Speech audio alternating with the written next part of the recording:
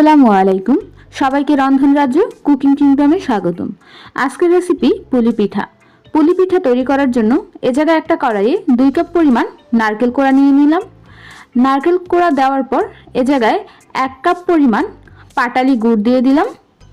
এই গুড়টা আপনারা বাজারে কিনতে পাবেন।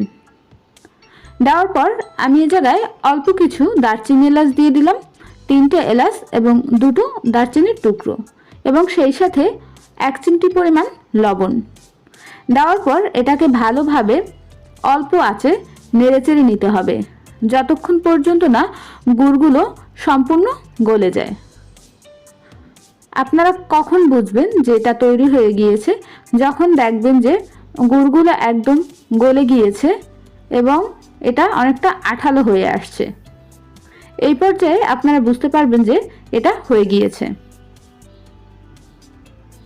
দেখেন এই পর্যায়ে একদম পারফেক্টভাবে তৈরি হয়ে গিয়েছে। আমি এখন এটা ঠান্ডা করার জন্য রেখে দেব। এরপর আমি অন্য একটা পাতিলে 2 কাপ পরিমাণ পানি দিয়ে পানিটা ফুটিয়ে নিলাম। এরপর এর ভিতরে 2টা এলাচ এবং 2টা দারচিনি দিয়ে দিলাম। দেওয়ার পর এ জায়গায় আমি 3 কাপ পরিমাণ ময়দা দিয়ে দিলাম। ময়দা দেওয়ার পর আমি এটাকে ভালোভাবে মিশিয়ে নিব। মিশিয়ে একটি সুন্দর করে ডো তৈরি করে নেব। এটা অবশ্যই অল্প আঁচে করতে হবে, বেশি আঁচে করলে পুড়ে যাবে। এটা হয়ে গিয়েছে। এখন আমি এটাকে ভালোভাবে মেখে নিব। মেখে ভালোভাবে একটা ডো তৈরি করে নিলাম। করার পর আমি এ জায়গায় একটা রুটি বেলে নিব। আপনারা যেভাবে রুটি বেলেন ঠিক ওভাবেই একটা রুটি বেলে নেবেন।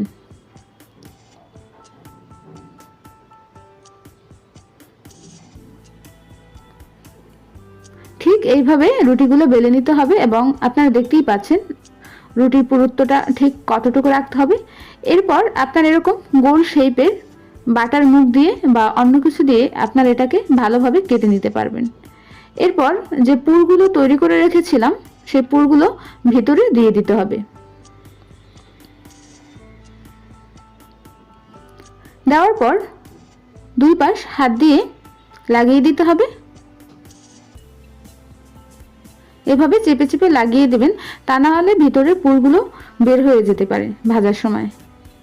এরপর হাত দিয়ে আপনারা এভাবে ঠিক সুন্দর করে ডিজাইন তৈরি করে নিতে পারেন। অনেকে এগুলো সাঁচেও তৈরি করে, আপনারা চাইলে হাত দিয়েও ঠিক এভাবে তৈরি করে নিতে পারেন। দেখতেই পাচ্ছেন যে কি সুন্দর হচ্ছে পিঠাটা। তো এভাবে আমি সবগুলো পিঠা তৈরি করে নিলাম।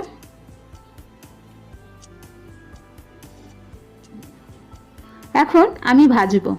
ভাজার জন্য আমি কড়াইয়ে পরিমাণ মতো তেল দিয়ে দিলাম। তেল দেওয়ার পর তেলটা যখন একদম পুরোপুরি গরম হবে তখন পিঠাগুলো দিতে হবে। এই পিঠাগুলো অল্প আঁচে ভাজতে হবে।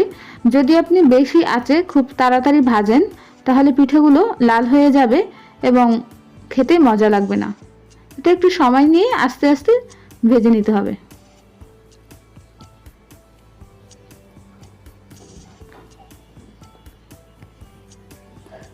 ঠিক এইভাবে আপনারা ভেজে নেবেন। আপনারা জানাবেন আজকের এই আমার পুলি পিঠা রেসিপি আপনাদের কেমন লাগলো। যদি ভালো লাগে অবশ্যই লাইক, কমেন্ট এবং শেয়ার করবেন, সেই সাথে সাবস্ক্রাইব করবেন। ধন্যবাদ সবাইকে। আসসালামু আলাইকুম।